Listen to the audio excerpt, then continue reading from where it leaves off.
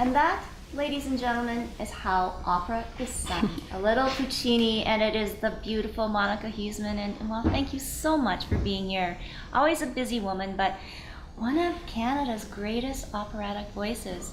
Oh. And I guess it's like, being from a dance background and dancing with Royal Winnipeg Ballet, I always asked, how did you get into ballet?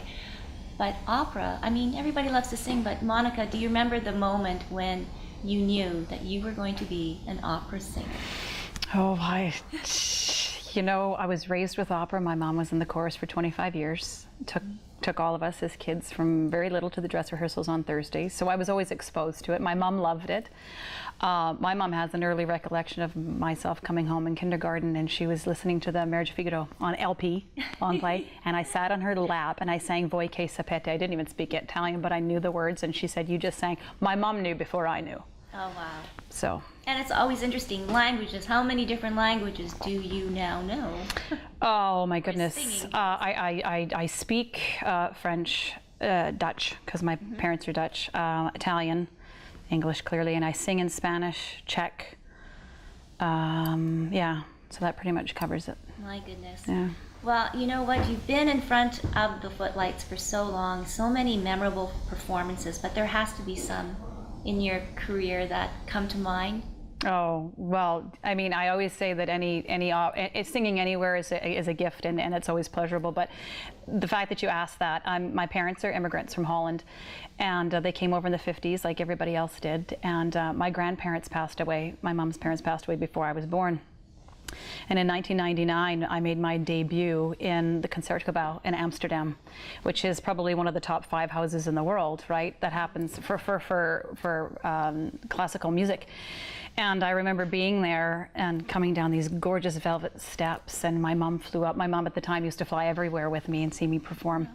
And I remember afterwards, my mom just had tears in her eyes, because all she said is, when we immigrated, I had no idea I was ever going to see this country again.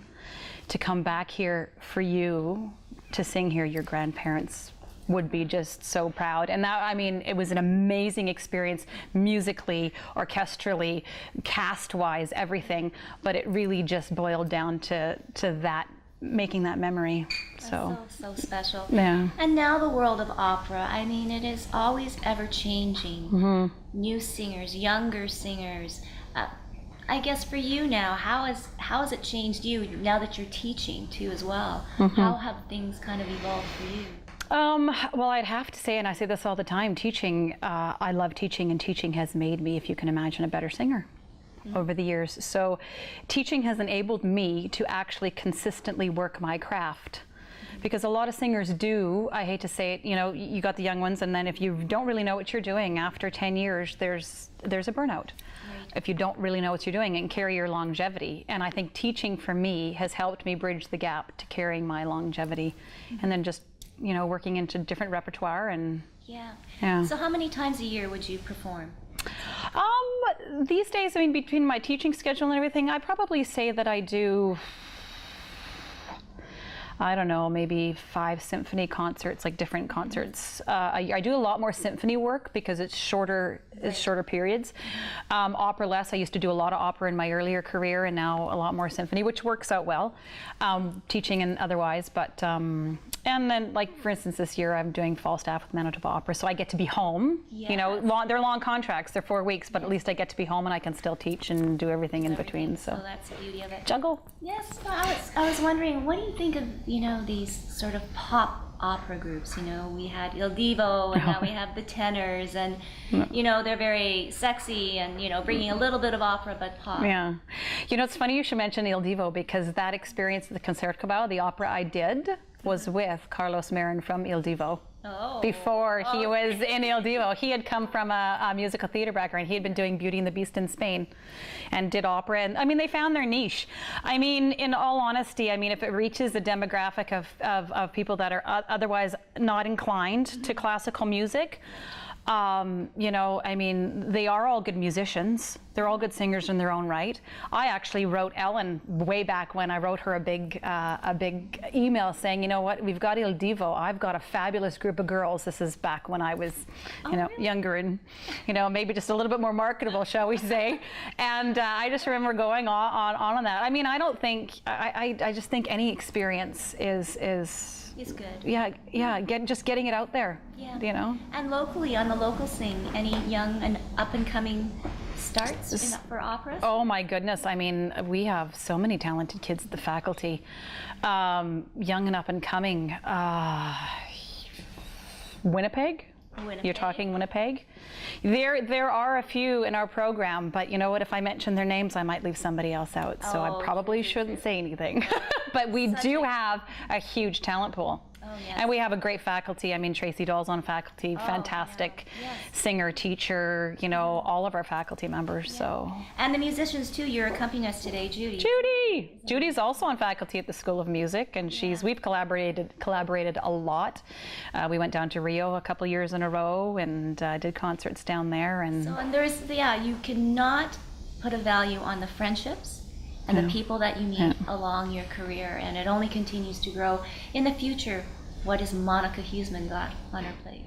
Well, like I said, I have fall staff next year. I just finished up a run with Bram Tovey and the Vias. So yes, I did a bunch of Beethoven ninths, and coming up directly is summertime. So I'm going to go enjoy myself. I'm going to Provence, and then I'm going to come back, and I'm going to actually horseback ride through the Rockies for 5 days. My goodness. And just enjoy before the next season starts of craziness. Yes. And next year with the WSO, actually, I'll be doing Mendelssohn's Elijah. So for stuff that's happening here. Yes. Oh, well, we look forward to it, and it's always a pleasure. Oh, well, thanks for having me. And so while she's looking forward to summertime, we are going to leave you now with Monica Huisman, Summertime from Porgy and Bess.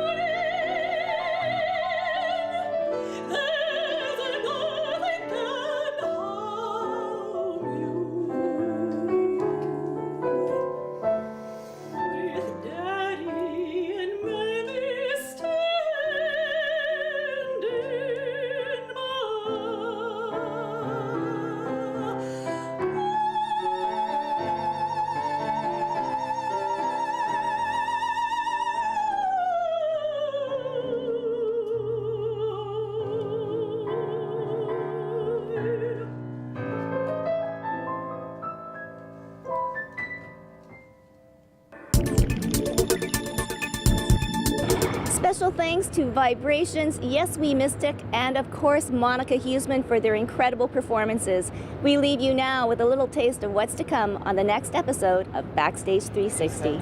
That's what you do. There we go. There we go. Oh no, she's doing tonic. No. Oh, that's what it is. That's beautiful. In New Orleans, I pulled my arm and my dirty red bandana. And I was playing just soft walking and for shaking Bobby it, go right singing around. blues, yeah. Windshield wipers slapping time, I was holding Bobby's hand in mine, and we sang every song And the that drive length is beautiful here. Freedom's just another word for nothing left to lose. Nothing, don't mean nothing on if it ain't free. And a feeling good was season long when they sang the blues. You know, feeling good is good really enough great. for me. Beautiful thing. Good Here is a enough for leather me and my Bobby and silk vest. McGee.